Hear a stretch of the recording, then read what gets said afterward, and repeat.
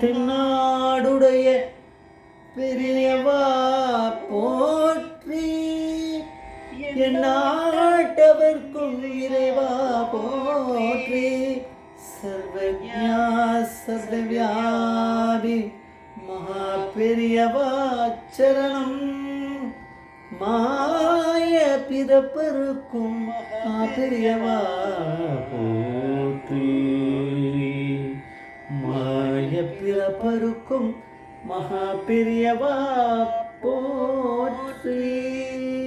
அபாரகருட சித்தம் ஞானதம் சாஸ்திரப்பணம் ஸ்ரீ சந்திரசேகர குரும் படமாமதானம் கலியுதேவம் காட்சியம் இந்த YouTube channel பிரத்யேகமாக நமது மகாபெரியோட பக்தர்களுக்கு ஏற்பட்ட கொண்டிருக்கும் அனுபவங்களை ஒவ்வொரு நாளும் ஒரு அனுபவம். அதுக்கு ஒரு தலைப்பு, அனுபவத்தோட தலைப்பு பாவமூட்டை தானியம் எதை இறக்கச் சொன்னார். பாவமூட்டை தானியம் எதை இறக்கச் சொன்னார். இந்த சேனல் இதற்கு சப்ஸ்கிரைப் பண்ணாதெல்லாம் பண்ணுங்க, தினமே பாருங்கள். நம்ம என்ன சொல்கிறோம் அப்படிங்கிற டிஸ்கிரிப்ஷன் இந்த ஒரு சேனலில் மட்டும் பெரிய அனுகிரகத்தில் கொடுத்துட்டுருக்கோம். அது பெரியவுடைய பரிபூர்ண அனுகிரகம் தான்.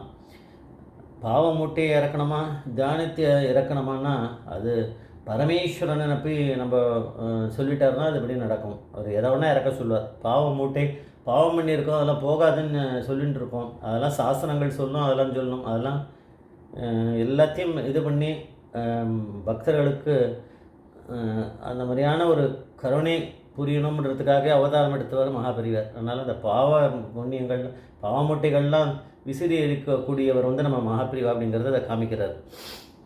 ஒரு தடவை காஞ்சி மடத்தில் பக்தர்கள் கூட்டம் இருந்தது.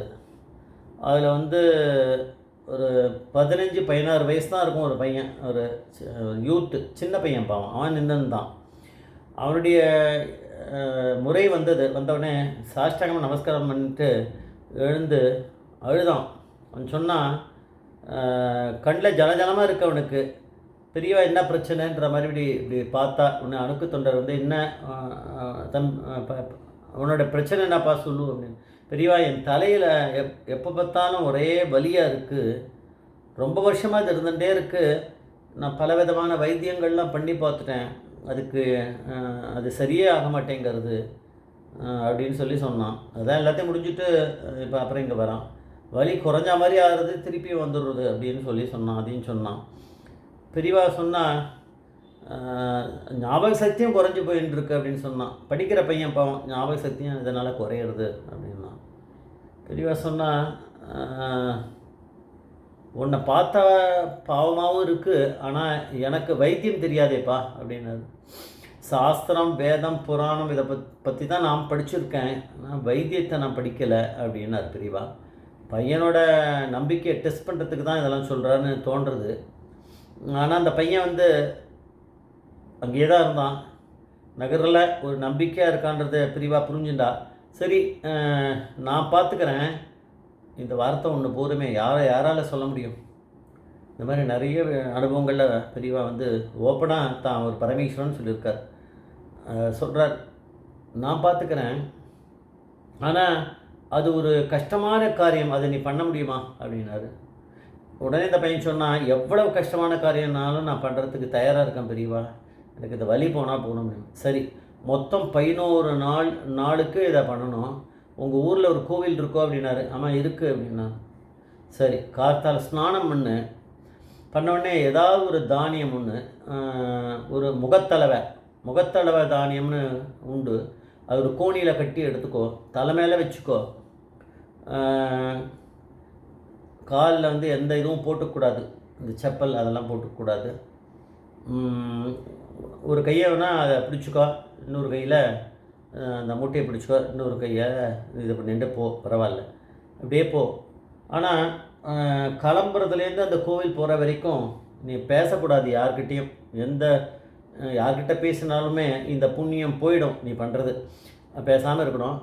அந்த கோவில் 1 மைல் தூரமாக இருக்கணும் குறைந்தபட்சம். உன்னோட வீட்டிலேருந்து 4 படி அளவு எடுத்துக்கோ போகிறோம். ஒரு குறைந்தபட்சம் 4 படி இருக்கணும். அந்த தானியம் எடுத்துன்னு போய் இந்த கோவிலில் போ, அங்கே போய் இறக்கிடு, அவள் எடுத்துக்கிட்டோம், அவள் கொடுத்துட்டு நீ திருப்பி வந்துடு. இதே மாதிரி நீ 11 நாள் பண்ணு அப்படின்னு. சரின்ட்டு போனோம். பெருமாள் கோவிலோ சிவன் கோவிலோ எது ஒன்றா பண்ணுன்ட்டார். அந்த பையன் போனான். போயிட்டு 7 நாள் போயிருக்கு அவனுக்கு. வந்து சேர்ந்துட்டான், திருப்பி வந்துட்டான். வந்து மகாபிரிவா கிட்ட வந்து நமஸ்காரம் பண்ணிவிட்டு சொன்னான், பெரியவா எனக்கு தலைவலி போயிடுத்து அப்படின்னானா. 7 நாள், இன்னும் 4 நாள் இருக்க, 8, 9, 10, 11, 4 நாள் இன்னும் பாக்கி இருக்குது, தலைவலி போயிடுத்து அப்படின்னா. பெரியவா சொன்னால் மீதி 4 நாளும் அவனே சொல்லிட்டான், பெரியவா சொன்னபடியே நான் பண்ணிடுறேன் அப்படின்னா. அப்புறம் பெரியவா கேட்டால், சரி உன்னோட டாக்டர் கிட்ட உன்னுடைய தலைவலி போயிடுத்து அப்படிங்கிறத நீ காமிச்சியோ, அவர் கேட்டுண்டியா அப்படின்னாரு. பெரியவா தெரியுமா, இவன் போயிருக்கான்னு தெரியும். பெரியவா தான் பரமேஸ்வரனாச்சே. அதனால் ஆமாம் பெரியவா, நான் போனேன். நான் டாக்டர்கிட்ட நான் என்ன நடந்ததுன்னு சொன்னேன். அவர் சொன்னார், அந்த நரம்புகள்லாம் சரியாக இப்போ போய் உட்காந்துன்ட்டு, எந்தெந்த இடத்துல உட்காரணும் அது போய் சரியாக உட்காந்துன்ட்டு அப்படின்னு எக்ஸ்ரே ஏதோ படம் எடுத்து பார்த்துட்டு சொல்லிட்டார். இப்போ அதை உட்காந்துடுத்தா, அதனால் உனக்கு இந்த வழியில். பெரியவா சிரிச்சுட்டார். அதாவது எக்ஸ்ரே நரம்புகள் நம்மளுக்கும் வெளியே வருது பிரச்சனை, அதெல்லாம் வந்து இந்த மூட்டை தூக்கினா இன்னும் பெருசாகுமே, அது எப்படி இறங்கும். பெரியவான்ற பரமேஸ்வரன் அது பாவ மூட்டை. இவன் எவ்வளோ காலம் இப்போ எந்த ஜென்மத்தில் எவ்வளோ பாவம் பண்ணியிருக்கானோ அதெல்லாம் கரைக்கிறதுக்காக தானே பெரியவா அப்படிங்கிற பரமேஸ்வரன் முன்னாடி வந்து நின்றுருக்கான். பெரியவா வந்து பாவ மூட்டையை இறக்கினாரா இல்லை தானியத்தை இறக்க சொன்னாரான்னா, தானியத்தை இறக்குறது மூலமாக இவன் முன் பிறவியில் செஞ்ச பாவ மூட்டையை இறக்க வச்சுருக்கார். அதனால தான் அது அந்த டாக்டருக்கு தெரியுமா, பரமேஸ்வரன பெரியவாளுக்கு மட்டுமா தானே அந்த சீக்ரெட் தெரியும். அதனால் அந்த நர்வுலாம் இதனால் ஒன்றும் சரியாக போயிருக்காது. ஒன்றா மூட்டையை தூக்கி பார்க்கலாம், இன்னும் நர்வு பிரச்சனை தான் பெருசாகும். ஆனால் இதனால் ஒரு புண்ணியம் ஒன்று நடக்கிறது அப்படின்றத பெரியவா சொல்கிறா. தானியத்தை நடந்து போய் நடக்கணும், ஒன்று எக்ஸசைஸ் ஒன்று ஓணும். அந்த மாதிரி தலைமையெல்லாம் இப்படி வச்சுருந்து அந்த காலத்தில் எல்லாம் போவா வருவா எல்லாம். அதை கொண்டு போய் ஒரு கோவிலில் ஒரு நல்ல காரியத்துக்கு அது பிரசாதத்துக்கு உபயோகமாகும். இல்லை யாராவது அவள் ஏழையாக இருக்குவா, அவள் எடுத்துன்னு போவா, கோவிலில் இருக்குவா. அதனால் ஒரு புண்ணியம் சேர்றது, அந்த அவன் பண்ண பாவத்தை இந்த புண்ணியத்தினால பெரியவா சரி பண்ணியிருக்கா, மேட்ச் பண்ணி விட்ருக்கா. அதனால் இவனுக்கு சரியாயிடுது. அதனால் வந்து பெரியவா இனிமேல் 4 நாள் நான் பண்ணிடுறேன்னு சொல்லிட்டு போயிருக்கான். ஜெய் ஜெய்சங்கர ஹரிசங்கர மகாபரிவா பாதமே சரணம், மகாபரிவா பாதமே.